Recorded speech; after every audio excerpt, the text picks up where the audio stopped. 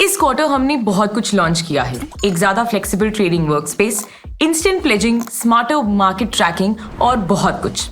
आइए सब कुछ एक एक कर देखते हैं। हर अपडेट के लिंक नीचे आपको डिस्क्रिप्शन में मिल जाएंगे। सेम विजेट, सेम वर्कफ्लो, चाहे आप हफ्ते में एक बार ट्रेड कर रहे हैं या पूरे दिन में। लेकिन लोग एक्चुअली ऐसे ट्रेड नहीं करते। कुछ लोग चाहते हैं कि चार्ट्स और order window side by side हो।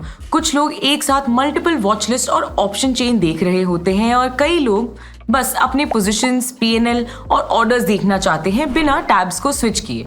इसी के लिए काइट टर्मिनल मोड बनाया गया है। आप अपना खुद का वर्कस्पेस डिजाइन करिए। Charts, watch list, option chain, order Windows, जो भी जरूरी हो बिल्कुल वहां रखिए जहां आपके ट्रेडिंग स्टाइल के हिसाब से सही लगे। ये कुछ ऐसा है जो हम में से ज्यादातर करते हैं।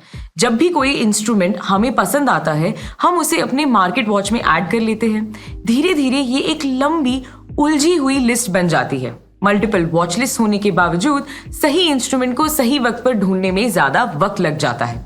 पिछले साल हमने काइट वेब पर मार्केट वॉच को रीडिजाइन किया था ताकि ये ठीक हो सके। अब वही एक्सपीरियंस काइट मोबाइल पर भी आ गया है। ज्यादा वॉचलिस्ट कैपेसिटी के साथ कस्टम ग्रुपिंग, आसान नेविगेशन और रेडी टू वॉच वॉचलिस्ट, ताकि आप लोग अलग अलग मार्केट सेगमेंट्स को जल्दी ट्रैक कर सकें। अगर आपने कभी HUF अकाउंट खोलने की कोशिश की है तो आप जानते हैं कि ये आसान नहीं रहा होगा। फिजिकल फॉर्म्स, कोरियर से डॉक्यूमेंट्स और काफी दिनों का इंतजार। अब आप ज़ीरोधा पर ये पूरा प्रोसेस ऑनलाइन कर सकते हैं और ज्यादातर अकाउंट्स एक दिन के अंदर एक्टिवेट हो जाते हैं। हमने ऑनलाइन HUF अकाउंट्स के लिए अकाउंट ओपनिंग चार्जेस भी हटा दिए हैं। एक छोटी सी जानकारी उनके लिए जो इस बारे में नहीं जानते। HUF यानी कि Hindu undivided family income tax act के अंडर एक अलग लीगल एंटिटी है। इसका अपना पैन होता है। ये अपने रिटर्न्स फाइल करता है और अपने नाम पर एसेट्स और इन्वेस्टमेंट्स रख सकता है। क्योंकि इसे एक अलग टैक्स पेयर माना जाता है, इसको अपना टैक्स स्लैब, डिडक्शंस और एग्जेम्पशंस मिलती हैं इंडिविजुअल मेंबर्स जो ऑलरेडी क्लेम करते हैं उसके ऊपर से। तो ये एक फैमिली के अंदर टैक्सेस ऑप्टिमाइज करने के लिए एक लेजिटिमेट तरीका हो सकता है। कई ट्रेडर्स कैश आइडल रखने की जगह अपनी एग्जिस्टिंग होल्डिंग्स को मार्जिन के लिए यूज करते हैं। प्रॉब्लम, प्लेजिंग में पहले डिले होती है, मार्जिन सिर्फ अगली ट्रेडिंग डे पर क्रेडिट होती है। ये एक असली प्रॉब्लम है जब आपको अभी मार्जिन चाहिए, कोई पोजीशन एडजस्ट करनी हो, MTM लॉस कवर करना हो या मार्जिन कॉल मीट करनी हो। तब आपके पास सिर्फ दो ऑप्शंस थे, फंड ऐड करिए या एग्जिट करिए। इंस्टेंट प्लेजिंग के साथ अब ऐसा नहीं है। आप अब सिक्योरिटीज प्लेज कर सकते हैं और लगभग 15 मिनट में कोलैटरल मार्जिन पा सकते हैं।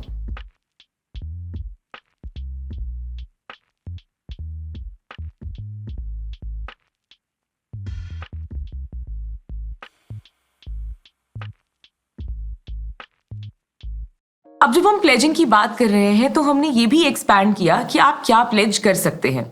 आजकल ज्यादातर इन्वेस्टर्स के पास एक मिक्स होता है, stocks, ETFs, bonds, REITs, InvITs. लेकिन ये सब पहले मार्जिन्स के लिए एलिजिबल नहीं थे क्योंकि कोलैटरल क्लियरिंग कॉर्पोरेशन के एक अप्रूव्ड लिस्ट तक रिस्ट्रिक्टेड था।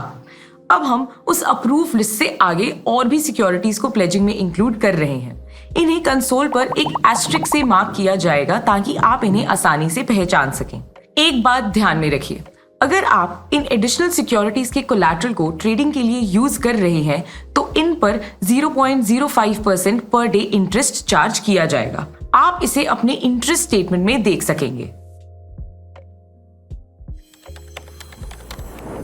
हम में से ज्यादातर ने पहली बार गुल्लक से सेव करना सीखा। कोई प्लान नहीं, कोई टारगेट नहीं, आप बस जो भी बचाते थे वो डाल देते थे और बाद में किसी और चीज पर खर्च कर देते थे। सेविंग सिर्फ डिसिप्लिन के बारे में नहीं थी, ये बस एक आदत थी। बड़े होने के बाद हमको पैसों की समझ थोड़ी बेहतर हो जाती है, लेकिन क्योंकि समझ आ गया है, इससे उस जर्नी को शुरू करना कोई आसान नहीं बन जाता। बहुत लोग मानते हैं कि इन्वेस्टिंग शुरू करने के लिए बहुत बड़ा लमसम कैपिटल चाहिए और ये सोच की वजह से वो कई सालों तक अपनी जर्नी शुरू ही नहीं करते। कॉइन पर माइक्रो सेविंग्स ने शुरुआत को सिंपल बना दिया है। आप सिर्फ 10 रुपए के एक डेली माइक्रो SIP से शुरू कर सकते हैं। समय के साथ कंसिस्टेंसी साइज से ज्यादा इंपॉर्टेंट होती है। रेगुलरली इन्वेस्ट की गई छोटी रकम बढ़ती जरूर है और एक बार आदत लग जाए तो अमाउंट बढ़ाना और भी ज्यादा आसान हो जाता है। अब कमोडिटी ट्रेडर्स के लिए 2 अपडेट्स हैं। पहला, MCX info visit. Commodity contracts equity derivatives जैसे नहीं होते। एक्सपायरी डेट्स अलग अलग प्रोडक्ट्स में अलग होती हैं। कुछ कॉन्ट्रैक्ट्स टेंडर पीरियड में एंटर करती हैं, लॉट साइजेस और टिक साइज वेरी करते हैं, ट्रेडिंग आवर्स यूनिफॉर्म नहीं होते, सेटलमेंट फिजिकल या कैश हो सकती है कॉन्ट्रैक्ट के हिसाब से। ये बहुत सारी डिटेल्स हैं जो ट्रैक करनी पड़ती हैं। MCX इन्फो विजिट ये सब एक जगह रखता है। Expiry date, last trading day, lot size, tick size, trading hours और दूसरे कॉन्ट्रैक्ट स्पेक्स, ताकि आपको इन्हें अलग अलग ढूंढना ना पड़े।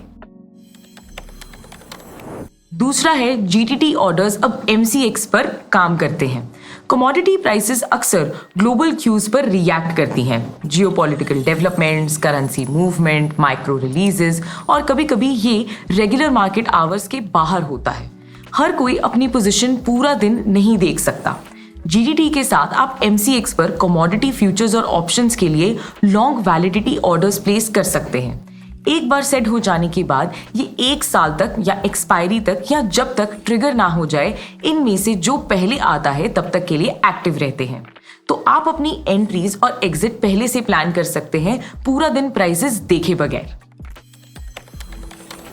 काइट अब ट्रेडिंग व्यू चार्ट्स पर सेकंड लेवल कैंडल सपोर्ट करता है। अगर आप एक स्कैल्पर हैं या एक एक्टिव इंट्राडे ट्रेडर हैं, तो ये आपको प्राइस एक्शन का बहुत करीब से व्यू देता है और फास्ट मूविंग मार्केट्स में एंट्रीज और एग्जिट के लिए टाइमिंग मिलती है। पहले विड्रॉल सिर्फ आपके प्राइमरी बैंक अकाउंट में जाती थी, अब आप सीधे अपने सेकेंडरी बैंक अकाउंट्स में भी विड्रॉ कर सकते हैं। विड्रॉल के वक्त आपको अपने सारे वेरीफाइड डॉक्यूमेंट्स दिखाने होंगे और आप चूज कर सकते हैं कि फंड्स कहां जाएंगे। अगर कोई सेकेंडरी अकाउंट अभी भी वेरीफाई हो रहा है तो वो ऑप्शन के रूप में नहीं दिखेगा। आपका प्राइमरी अकाउंट डिफॉल्ट रहता है। मार्केट्स में टाइमिंग उतनी ही इंपॉर्टेंट होती है जितनी इंफॉर्मेशन। जब कुछ मटेरियल ड्रॉप होता है, earnings, filings, management updates, prices जल्दी मूव करते हैं, लेकिन ज्यादातर रिटेल इन्वेस्टर्स को ये तब पता चलता है जब मूव ऑलरेडी हो चुकी होती है। तिजोरी के साथ व्हाट्सएप अलर्ट्स ये बदल देते हैं।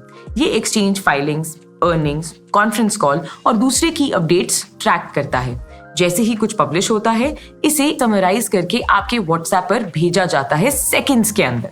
ट्रेडर्स के लिए इसका मतलब है मार्केट आवर्स के दौरान रियल टाइम में क्रिटिकल अपडेट्स मिलना। इन्वेस्टर के लिए ये एक सिंपल तरीका है इन्फॉर्म्ड रहने का, बिना कॉन्स्टेंटली न्यूज फीड्स रिफ्रेश करे या सोशल मीडिया स्क्रॉल करे।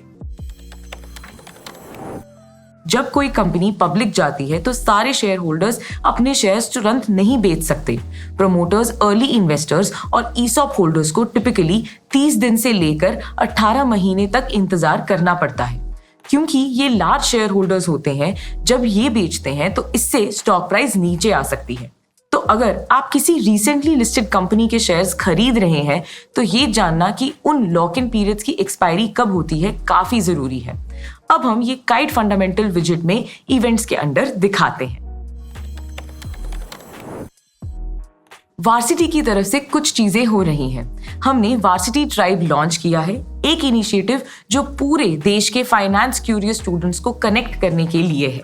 आइडिया सिंपल है, स्टूडेंट को साथ में सीखने में मदद करेगा। कॉलेज में एक स्ट्रॉन्ग फाइनेंस कम्युनिटी बनाने के लिए ऑनलाइन और ऑफलाइन दोनों प्रोग्राम्स के साथ हमने कमोडिटीज ट्रेडिंग पर एक नया लाइव प्रोग्राम भी लॉन्च किया है। ये वार्सिटी के एग्जिस्टिंग मॉड्यूल्स पर बिल्ड करता है और गोल्ड, सिल्वर, क्रूड ऑयल और MCX और NCDEX पर ट्रेड होने वाले दूसरे डेरिवेटिव्स कवर करता है। लाइव फॉर्मेट कमोडिटीज में हैंड्स ऑन इंटरैक्टिव लर्निंग लाता है, बिल्कुल वैसे ही जैसे हम वार्सिटी लाइव में करते हैं।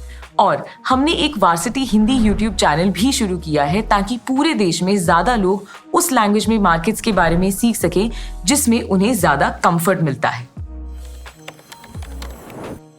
और आखिर में रेन मैटर के थ्रू हम उन ड्रिवन फाउंडर्स और बिल्डर्स को सपोर्ट करते रहते हैं जो वेल्थ और इन्वेस्टिंग, हेल्थ, सस्टेनेबिलिटी और स्टोरी टेलिंग में काम कर रहे हैं। आप हमारे सारे रीसेंट इन्वेस्टमेंट्स हमारी वेबसाइट्स पर देख सकते हैं। अगर आपके कोई भी सवाल हैं तो आप नीचे कमेंट्स में पूछ सकते हैं। सिक्योरिटीज मार्केट में इन्वेस्ट करने की जिम्मेदारी मार्केट रिस्क के अधीन होती है। इन्वेस्ट करने से पहले रिलेटेड डॉक्यूमेंट्स को ध्यान से पढ़ें।